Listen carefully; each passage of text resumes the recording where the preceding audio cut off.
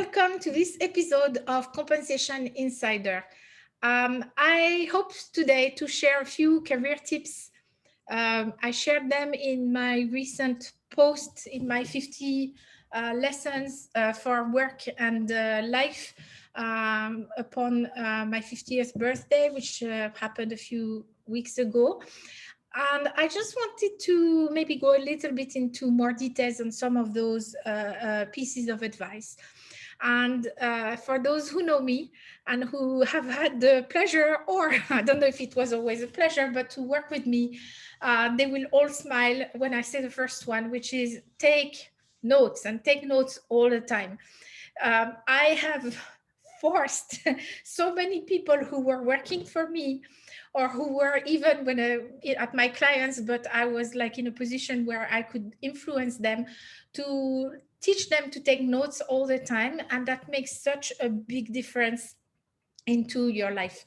When you go to a meeting and you take notes, you might think that if you don't take notes or you just jot one or two words, it's going to be enough. But actually, when you take notes in a notebook, there is an analysis which has shown that the fact of taking notes with the hand helps the brain to remember things better. But also you take more notes, you will remember more things, because simply we cannot remember everything, and especially in the number of meetings that we have and so on. Taking notes helps you to manage ambiguity, to look back with a colleague on what happened a few weeks ago, what was agreed, and so on. And that's going to be really, really helpful for you.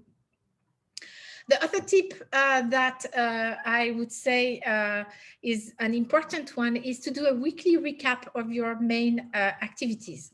So when I was in the corporate world, I used to do that in my Outlook. I had a task which I would create once a month. And within that task, I would only at the end of the week take a short note of any activity that had taken more than 2 hours of my time over the course of the week. So I could have spent a whole day working on a specific project, then I would write what the topic was, and then I would write one day. If I had spent like maybe over 2 days, 2 times 1 hour over something, I would write it down. And my arbitrary inflection point was 2 hours. Why? Because 2 hours is like half of a morning or half of an afternoon. And so it starts to be an amount of time which is significant enough to be remembered, while a 5-minute call is not necessarily that important, unless, you know, that's a really big thing. So that's how I would say. I would look back into my diary and the notes that I had taken and would just jot down a few, not even sentences, but bullet points of the things that took me more than 2 hours during the week. And at the end of the month, so I would have like a recap of what I've done over the months. And that was super helpful to see if I was on track on my projects, if I had been derailed because something unexpected had happened, if I had been dependent on somebody else bringing me some information or what have you. And that was also really helpful at the time when I was still in the corporate world. We were still only doing, you know, semi-annual or even quarterly performance discussions, and then at the end of the year. So having that was very helpful for me to also remember what I had done throughout the year, and sometimes being able to highlight some of the things that had happened which were not expected, which I had delivered above and beyond, and might explain maybe why certain project might have taken a backseat for a while or something like that. So that's very important.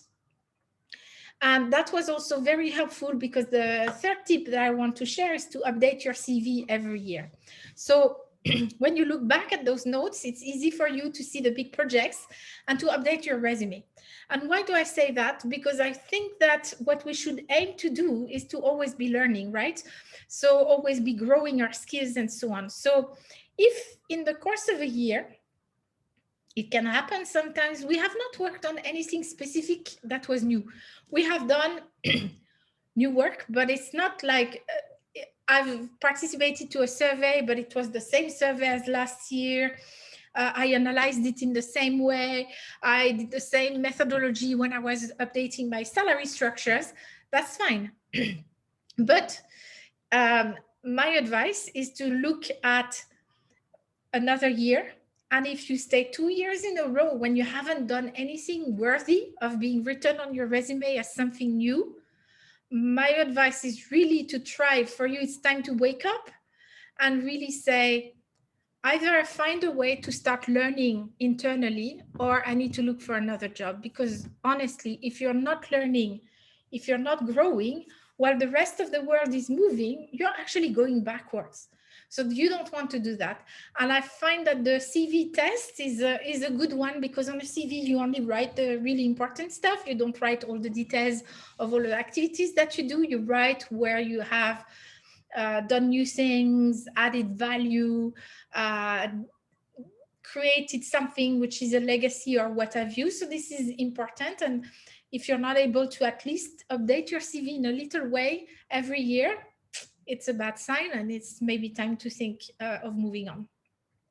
And I think coming back to the weekly recap of the activities, the other thing that is useful for is looking at the end of each quarter and trying to plan based on that and based on your objectives and how you want to work, but also look at what you plan to do and what you plan to learn in the next quarter, so that you're intentional about your development plan, whether it's a formal one that you attend a course or something like that, or more informal that you're maybe going to watch some webinars, or that you might be reading some blog posts or listening to a podcast or reading a book, whatever it is. And it's not like even necessarily directly something which is immediately directly linked to your functional technical skills, but anything that makes you grow will be helpful.